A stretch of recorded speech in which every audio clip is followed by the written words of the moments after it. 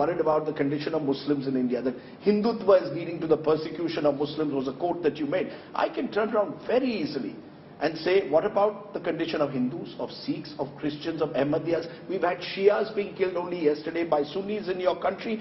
I mean, I can give you a long list of forcible conversions, of temples being targeted. I mean, Mr. Foreign Minister, surely the condition of minorities in your own country should worry you far more. Given that a percentage of Hindus, Christians have actually gone down to below 1%, shouldn't that be your worry as a politician of Pakistan? As a politician of Pakistan, within my own domestic politics, absolutely, I'm a champion, not only for minority rights, but for interfaith harmony. My party, the Pakistan People's Party, is the only one actually who has directly elected both provincial and national members of parliament who are from our Hindu minority. And unfortunately, the state of Indian politics today is such that neither in your upper house nor in your lower house is there a single Muslim member of the BJP.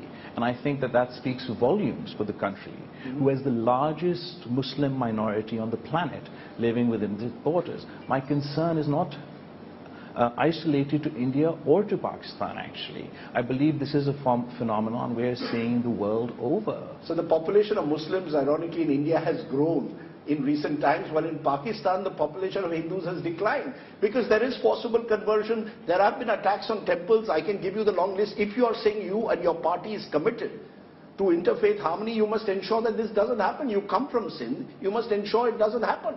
I mean, that, you see, again, it's the proof of the pudding, sir, lies in the eating. So evil exists everywhere in the world. The question is, how do you respond to it? In my province or in my country, if such an incident takes place, I will be on the side of the victim. I will try, and the life is unfair, our institutions and system is unfair. There are times where I will not be successful. But my attempt will be, my want will be, my niyat will be that I would want to try and resolve an issue in an amicable way for the victim of the Can you give us that assurance? I do it every day if you just, Googled or looked. But the point is, can you say the same for what happened in Gujarat? Was the government at the time actively involved in trying to save lives, or was it trying to do something else? And I think that's the fundamental difference. It's not like there's no hate. In America, it doesn't say... Sir, I haven't finished my comment, and I understand that you're emotional. So I'm trying to suggest that hate has no borders. You have hate incidences and with increasing frequency all over the world, but they happen in Pakistan, they happen in India, they happen in Europe, they happen in America. The difference is how we would like to see responsible states react to that. And the India that I was taught about growing up, the India that my mother raised me explaining how this India was like, I was told that India was a secular democracy. And I, growing up now as a young adult, see a very different India.